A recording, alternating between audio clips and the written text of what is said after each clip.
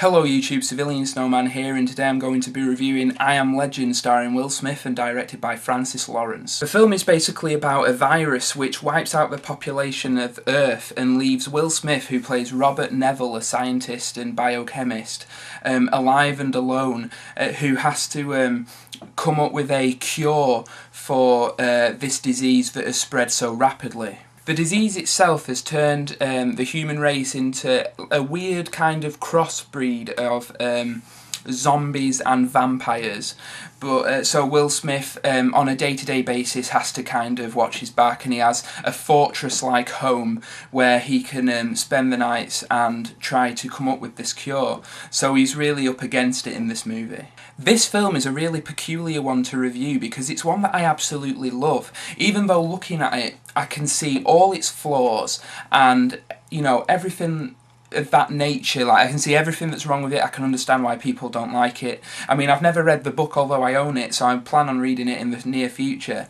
But this film, I feel about this film the same way I feel about Knowing, the Nicolas Cage movie, in that it's kind of, yes, it's big Hollywood blockbuster, but it's infinitely watchable. Like, even though the film itself is flawed and just kind of big and almost, it becomes kind of big dumb action movie, I could watch it every day if I had to, because I really enjoy it. Will Smith's performance is probably the best thing about this movie. He really does carry the emotion and just the emotional baggage of being the last man alive on Earth. And you know, it's off. You usually see Will Smith just, you know, wisecracking, spouting off one-liners and kicking ass, taking names and all that shit.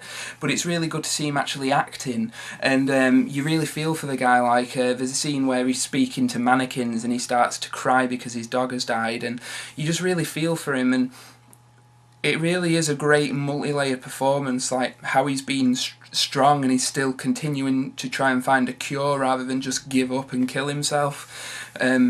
So yeah, it's a great mix of strength and vulnerability, and I think Will Smith really does give a great performance in this film.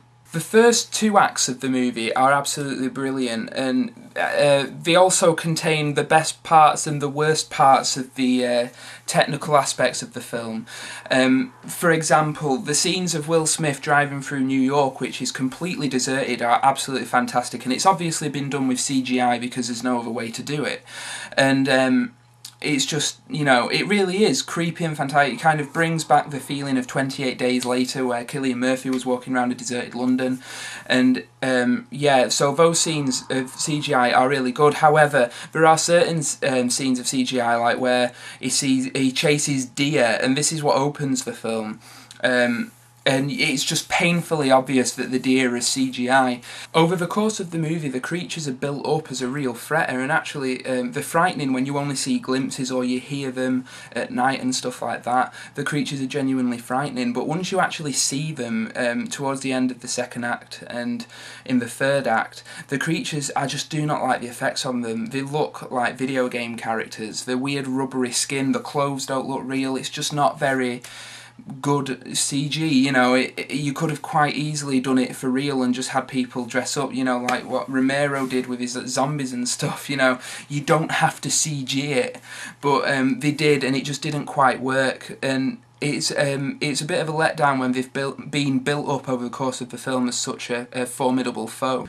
That brings me to one of my main problems with the movie, and that is the kind of cop-out ending where Will Smith meets a woman and her child, and discovers that his blood is in fact the cure to the disease, and gives it to them and sacrifices himself. And that's him sacrificing himself is not the problem I have with this movie. It's the fact that he encounters other human beings, and I just think it would have been a far better movie if he was truly the last man on Earth, because then you could have it so bleak. And like I said, I've never read the book, so I don't know how it works in there, but you could have it so bleak that yes, he comes up with the cure and he knows how to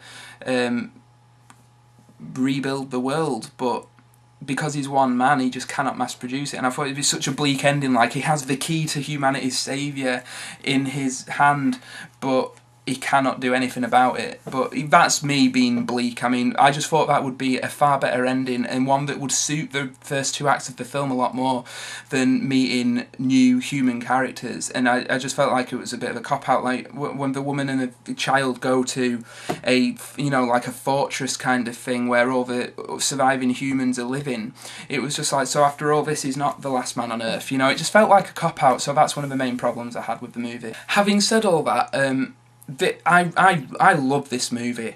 Like I said, I can see all its flaws, and I understand why people don't like it, etc, etc, but I just think it's infinitely watchable, and it's one that I will be watching for years to come because it's just a really enjoyable film. It's just entertaining, you know. So, I mean, giving it a rating, I'll give it 3 stars, because it is a 3-star movie, but it's, like I said, just infinitely watchable, and I recommend it. If anybody hasn't seen it, go out and buy it, because it's really cheap now, and it's a great watch. It's just one that you can just sit and enjoy, and you'll watch it over and over and over again. So yeah, I Am Legend, 3 stars, and I highly recommend it to everybody. Well, thanks for listening to this review. I hope you've enjoyed it. So yeah, this is Civilian Snowman signing out. I'll see you later. Bye.